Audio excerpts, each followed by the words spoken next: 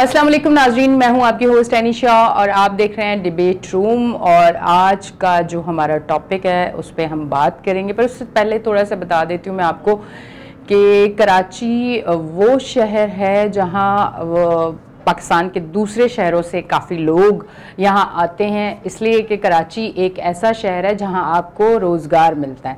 अच्छा, इसी के साथ साथ कराची में अब कुछ ऐसी चीज़ें होना शुरू हो चुकी हैं जिसके बाद लोग बहुत ज़्यादा परेशान हो गए। हमने ये ज़रूर सुना था कि इससे पहले कुछ अर्से पहले ज़लज़ला आया पाकिस्तान के दूसरे शहरों में जिससे बहुत तबाही हुई। अब कराची के कुछ इलाकों में जहाँ कराची में ज़लज़ले आ रहे हैं और कराची के कुछ चंद ऐसे इलाके हैं जिनके बारे में कहा जा रहा है कि ये इलाके ज़्यादा तबाही की तरफ जा सकते हैं। तो आज का जो हमारा टॉपिक है वो हम उसी पे बात करेंगे कि कराची में जो ज़लज़ले आ रहे हैं आया इसकी क्या वजूहात है और इस पे जो अवाम का खौफ है, जो डर है, वो वजह है क्योंकि कुछ ऐसी चीज़ें भी सुनने को मिल रही हैं। जैसे कि आपको पता है कि कराची में पानी जो है वो काफ़ी इलाकों में नहीं आता और उसकी वजह से बोरिंग होती है, और बोरिंग जो है वो इतनी डीप होती है कि ज़मीन के अंदर पानी की कमी हो चुकी है। इन चीज़ों को भी सुनने में आ रहा है। अब इसी पे हम आज बात करेंगे। हमारे साथ टेलीफोन लाइन पे हमारे गेस्ट भी मौजूद होंगे, उन्हें हम कॉल पे लेंगे। अच्छा जी नाजरीन, हमारे साथ टेलीफोन लाइन पे मौजूद है earthquake scientist geologist doctor Jahangir Khan. उनको मैं वेलकम करती हूँ अपने शो पे। अस्सलाम वालेकुम। जी वालेकुम सलाम। कैसे हैं आप? ठीक है। अच्छा जहांगीर, हमने कुछ अर्सा पहले सुना पाकिस्तान के दूसरे शहरों में ज़लज़ला आया जिसकी वजह से डर, खौफ और एक बड़ा नुकसान, पर अब जो कराची के हवाले से सुन रहे हैं और एक के बाद एक ज़लज़ला आ रहा है, इस हवाले से थोड़ा सा बताइएगा कि क्या वजूहात हो सकती है और कुछ चंद इलाके ऐसे हैं।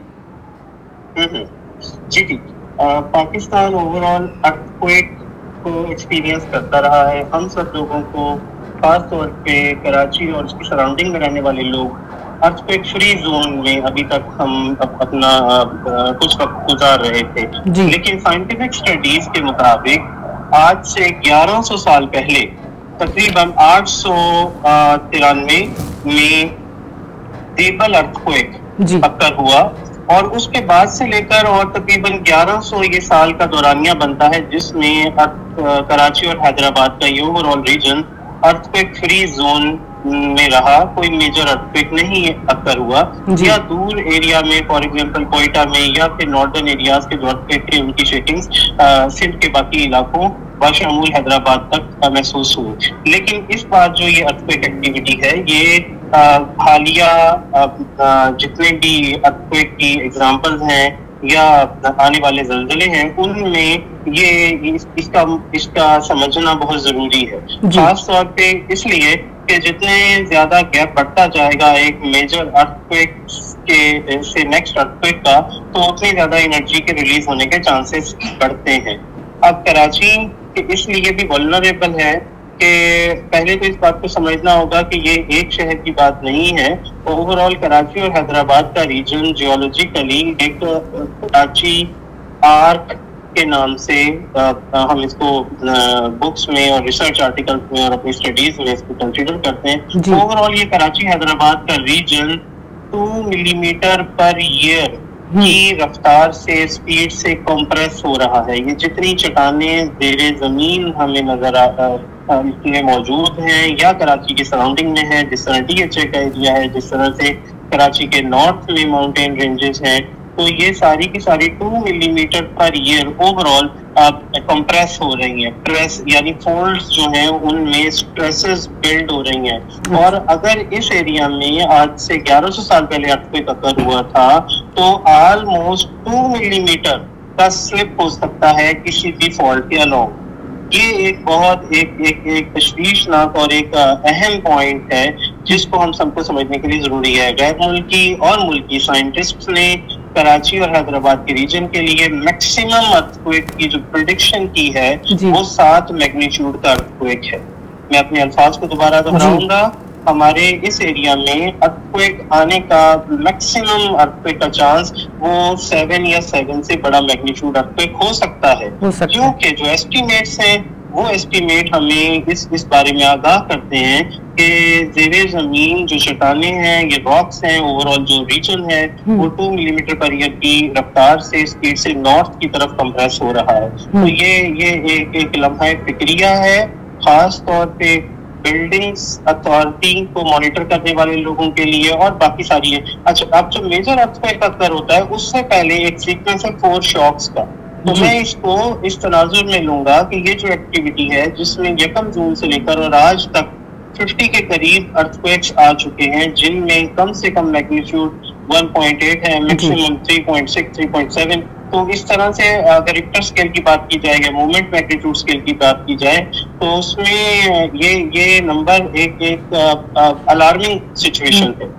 अच्छा, कराची के, सॉरी माजरत के साथ मैं थोड़ा सा एरिया का भी इसलिए आपसे पूछना चाह रही हूँ कि कुछ उन एरियाज के लोग हमारे साथ कांटेक्ट में आए हैं और वो बहुत ज्यादा परेशान है, जैसे कायदाबाद, लांडी साइड पे और मलीर साइड पे, कि यहाँ पे ज्यादा जो है ना फील हो रहा है कि यहाँ पे अर्थक्वेक का ज्यादा हुआ है बनिस्बत दूसरे इलाकों के। थोड़ा सा ये बताएं, और इसी के साथ एक और मैं सवाल कर रही हूँ ताकि आप डिटेल में जवाब दे दें कि कराची आपको पता है कि वो शहर है जहां पानी आपको काफी इलाकों में नहीं मिलता और लोगों ने बोरिंग करवाई हुई है। पहले तो बोरिंग जो है वो आपकी आसानी से हो जाती थी, पर अब आपको बहुत डीप डाउन जाके बोरिंग करवानी पड़ती है। पानी की कमी भी जमीन में कुछ ये वजूहात भी हो सकती हैं? जी बिल्कुल, आपके सवाल के दोनों हिस्सों के मैं जवाब देने की कोशिश करता हूँ। पहले हिस्से में कराची ओवरऑल पूरा रीजन जिस तरह से अर्थक्वेक के लिए वल्नरेबल है, उसके लिए सेंसिटिव है, तो खास तौर पे अगर माइक्रो स्केल पे देखें तो कोरंगी और मलीर रिवर के लेफ्ट और राइट, ईस्ट और वेस्ट साइड पे जो एरियाज है वो खास तौर पर अर्थक्वेक के एपिसेंटर्स को अर्थक्वेक यहाँ से जनरेट हो रहे हैं। तो उसकी बुनियादी वजह जो कोरंगी का डिप्रेशन है, कोरंगी और मलीर रिवर में आने वाले जो लैंड की सब्सिडेंस है उसका रेट सबसे हाई है इस पूरे रीजन में। मैंने सैटेलाइट इमेजरीज के थ्रू अपने PhD रिसर्च के दौरान कराची पर जब काम किया तो उसमें हमें ये हमने एस्टिमेट्स किए कि कोरंगी के कुछ एरियाज में, खासतौर पर जो ईस्टर्न एरिया है कोरंगी का और रिवर मलीर का, वहां पे 14 मिलीमीटर तक की सब्सिडेंस हमने रिकॉर्ड की है।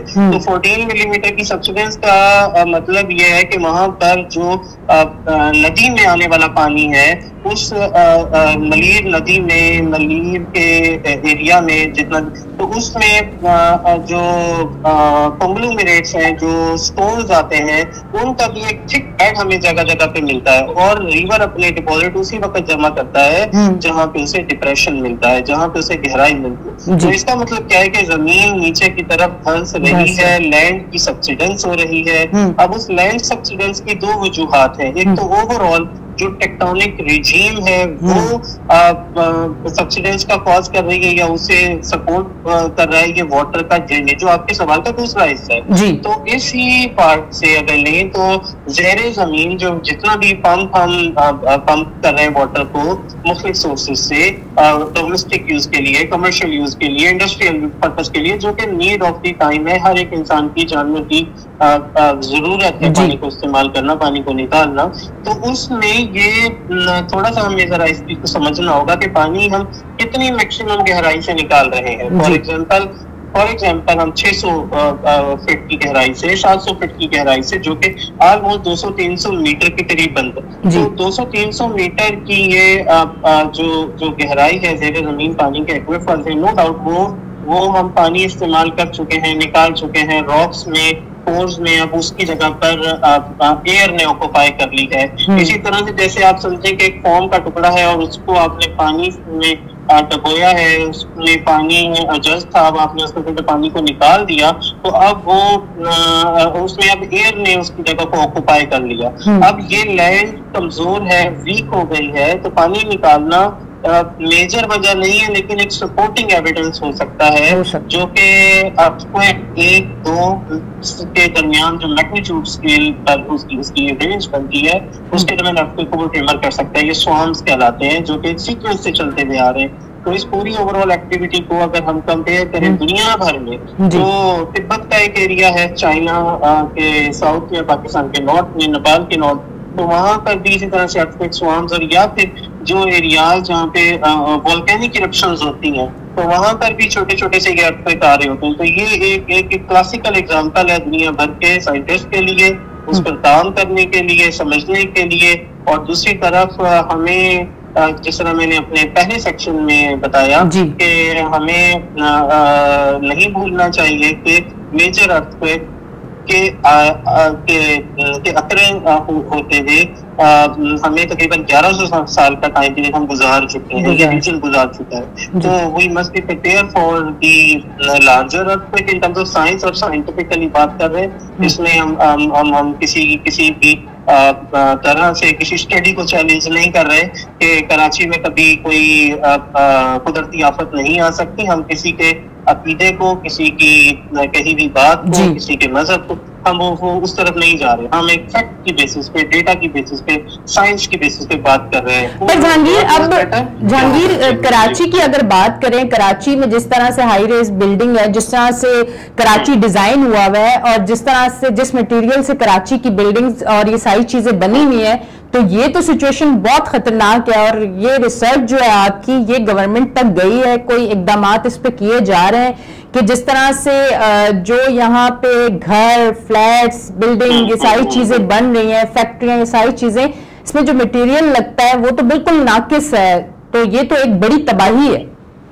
मैं आपकी बात से 100% इत्तेफाक करता हूँ। देखिए, दो बातें हैं। एक पहली बात ये है कि जितने भी rule and regulations, policy matters और डिसीजंस होते हैं, वो किसी न किसी स्टडीज की बेसिस पर ही गवर्नमेंट अथॉरिटीज करती हैं। बट उसकी जो इम्प्लीमेंटेशन है, उसका जो इकदाम है और फिर उसकी मॉनिटरिंग है, वो किस हद तक हम उसको स्ट्रिक्टली वॉच कर रहे हैं। हमारे इदारे हमारे डॉक्यूमेंट से, पॉलिसीज से और साइंटिफिक और थ्योरेटिकल बातों से भरे हुए हैं। लाइब्रेरीज भरी हुई हैं, यूनिवर्सिटीज में दिन रात काम हो रहा है, लेकिन क्या प्रैक्टिकली वो इम्प्लीमेंट भी हो रहा है? हार्डली 1 या 2 ऐसे टाउन्स होंगे जिनमें अर्थक्वेक रेजिस्टेंट बिल्डिंग्स को हम देख सकते हैं, क्लेम कर सकते हैं, बात कर सकते हैं। इंटरनेशनल प्रोजेक्ट्स हैं कराची में कई, तो क्या वो अपने कंस्ट्रक्शन के स्टाइल को, डिजाइन को, इंजीनियरिंग के जितने भी रूल एंड रेगुलेशंस होते हैं उनको फॉलो करते हुए अथॉरिटीज की अप्रूवल के बाद वो कंस्ट्रक्ट करते हैं?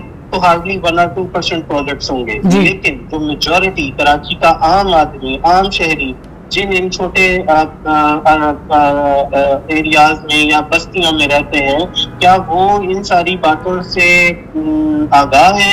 ये यहाँ पर एक सवालिया निशान है। और वो किस हद तक तैयार है? देखिए, अर्थक्वेक आना एक कुदरती आफत है, लेकिन बात यह है कि अगर आ गया तो क्या हमारा ये शहर तैयार है? क्या हमारे पास इतना इवैक्यूएशन का प्लान है? क्या हमारे पास इतनी इमरजेंसी को कंट्रोल करने के लिए बाकी आगे की हिकमत अमलीज बनी हुई है या नहीं बनी? तो वो सारी चीजें एक और नया चैप्टर ओपन कर देती है कि अल्लाह ना करे कभी ऐसी ये आफत जितना लेट हो उतना इस दौर के लिए और हमारी इस जनरेशन के लिए तो चले, ये वक्त गुजर जाए, लेकिन ये कि अगर आ गया तो फिर क्या होगा?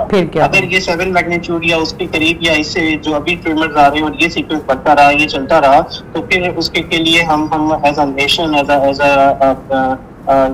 डेवलपमेंट अथॉरिटी और टाउन के लेवल पे क्या हमारी क्या तैयारियां हैं, क्या प्रिपरेशंस हैं? तो उस हवाले से ये एक लम्हा फिक्रिया है। जी, अच्छा जहांगीर, ये भी सुनने में आया, तो ऐसे इस हवाले से भी बताइएगा कि ये जो एरिया जो अभी ज्यादा टारगेट हुए हैं, जो एरिया जिसके हवाले से आपने बताया भी है, ये भी कहा गया है कि हो ऐसा भी सकता है कि ये एरिया जमीन दोष हो जाए, इस हवाले से थोड़ा सा बताइएगा। जी बिल्कुल, इसमें 2 पहलू हैं। एक तो ये है कि जो हमारे एरियाज कराची के साउथ में साहिल समंदर के करीब है, कोस्टल बेल्ट के करीब एरियाज है, खास तौर पे ठट्टा के करीब अगर हम जाएं या फिर कराची के कोस्टल बेल्ट, तो वहाँ पर जमीन बोस होने के 2 वजूहात हैं। एक वजह ये है जो समंदर का पानी है, वाटर लेवल है, सी लेवल है, वो सी लेवल राइज कर रहा है due to climate change, glacier melt हो रहे हैं, पहाड़ों से वो सारा जो ओवरबर्डन है स्नो का और ग्लेशियर्स का, वो मेल्ट होकर रिवर में और रिवर से लास्ट टेल में दरियाओं के से होता हुआ आखिर में समंदर में आ रही है। ये सिर्फ पाकिस्तान की नहीं, ओवरऑल पूरी दुनिया में जो सी लेवल है वो राइज हो रहा है, बशमूल पाकिस्तान, इंडिया और ईरान और ओमान, ये पूरी जो हमारी। तो इसमें अब सी लेवल का जब राइज होगा और साथ ही जमीन का सब्सिडेंस हो जाना, लैंड का सब्सिडेंस हो जाना, ये उस अमल को तेज कर देगा। और साथ ही साथ क्या कि अगर अर्थक्वेक्स भी जनरेट होंगे तो ऑब्वियसली फिर ये सारी चीजें मिलकर एक खास जगह पर ज्यादा बाइस बनेंगी जमीन के धंस जाने के, या उसको पानी से कवर हो, या फिर वो मजीद जो समंदर की तरफ से आने वाले जो डिपॉजिट्स हैं वो उस जगह को ऑक्यूपाई कर लेंगे।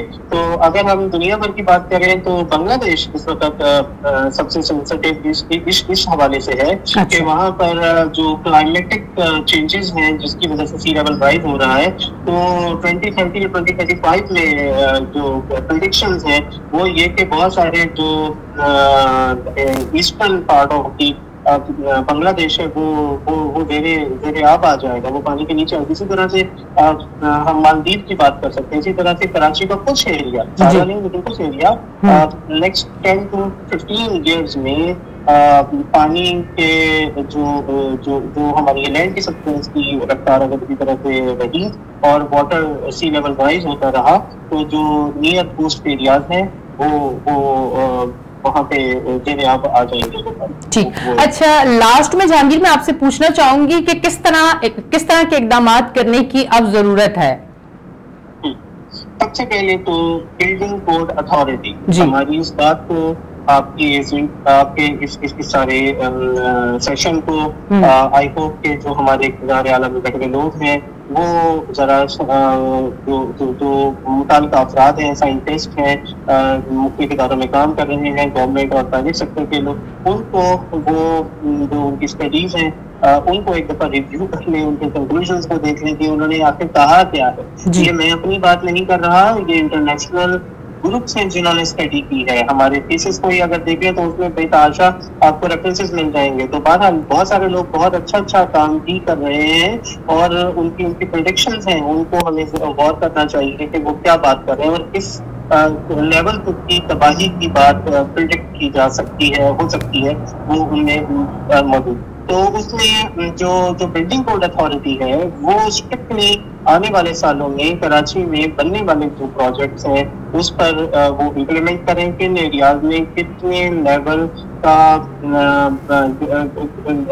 सिविल इंजीनियरिंग की कोडिंग और ग्रेडिंग हो सकती है, उसको स्ट्रिक्टली वॉच किया जाए। उस पर कोई ना कोई ऐसी हमारी गवर्नमेंट की तरफ से अथॉरिटीज बनी हो या फिर किसी को रोल ऐसा डिफाइन कर दिया जाए, जैसे फूड अथॉरिटी है, अगर कहीं पर आप उस कोड को डेविएट करते हैं तो फौरन से वो बैन हो जाता है, वो होटल बंद हो जाता है। तो सिमिलरली ये भी एक कंट्रोलिंग अथॉरिटी को इस पर जरा एक्टिव होना होगा कि जो जिन एरियाज में वल्नरेबल है, जहाँ पर अर्थक्वेक आने के चांसेस हैं, जमीन धंस रही है, उन एरियाज में इतने लेवल हाई राइज बिल्डिंग्स के बनाने पर फौरन पाबंदी लगाई जाए और मजीद इस तरह के इकदाम। जी अच्छा जी, नाजरीन हमारे साथ मौजूद थे जहांगीर और आज हमने इस टॉपिक पे बात की। यकीनन जो जहनों में कराची वालों के बहुत सारे सवाल थे और एक खौफ था वो यकीनन क्लियर इन चीजों से हो गया होगा कि आया ये अर्थक्वेक, ये ज़लज़ले आ क्यों रहे हैं और ये किस तरफ जा सकते हैं। अपनी होस्ट एनी शाह को दें इजाजत, फिर मिलेंगे। अल्लाह हाफिज।